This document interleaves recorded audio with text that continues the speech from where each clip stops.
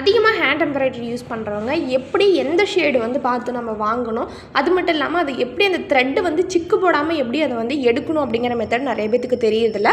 So அதுக்கான videos தான் இது. நம்ம வந்து பார்த்திங்க அப்படின்னா 200 சேலஞ்ச் வந்து பண்ணிகிட்ருக்கோம். அதில் வந்து Day 4 தான் நம்ம பார்த்துட்ருக்கோம். ஹேண்ட் எம்ப்ராய்டரியில் ஒரு சின்ன டிப்ஸ் ஒன்று நான் சொல்ல போகிறேன். ஸோ நீங்கள் ஒர்க் பண்ணிகிட்டு இருக்கும்போது ஹேண்ட் எம்ப்ராய்டரியில் ஒரு த்ரெட்டு வந்து எனக்கு தீந்துருச்சு, ஆனால் மறுபடியும் எனக்கு அதே ஷேடு தான் வாங்கணும் அப்படின்னா நீங்கள் என்ன பண்ணுறீங்க அப்படின்னா, இங்கே பாருங்கள், இந்த நம்பர் இருக்கு இல்லையா, கீழே இந்த நம்பர் இருக்கும். ஸோ இந்த நம்பரை நீங்கள் யூஸ் பண்ணி நெக்ஸ்ட்டு இதே ஷேடை வந்து நீங்கள் வாங்கிக்க முடியும். அது மட்டும் இல்லாமல் இப்போ வந்து பார்த்தீங்க அப்படின்னா நான் எடுத்துருக்கிற த்ரெட்டு வந்து ரங்கோலி த்ரெட்டு.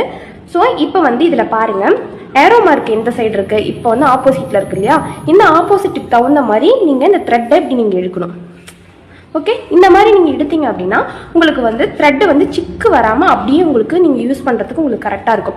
ஏரோ மார்க் வந்து எந்த சைடு பார்த்த மாதிரி இருக்கோ அந்த சைடு தான் நீங்கள் இந்த மாதிரி த்ரெட்டை எடுக்கணும். ஓகேங்களா, இதை மட்டும் மறந்துடாதீங்க. ஸோ இந்த மாதிரி இன்ட்ரெஸ்டிங்கான டாபிக் பார்க்குறதுக்கு என்னோட பேஜை ஃபாலோ பண்ணிக்கோங்க. இந்த வீடியோ உங்களுக்கு யூஸ்ஃபுல்லாக இருந்துச்சு அப்படின்னா இந்த வீடியோவை சேவ் பண்ணிக்கோங்க. தேங்க்யூ.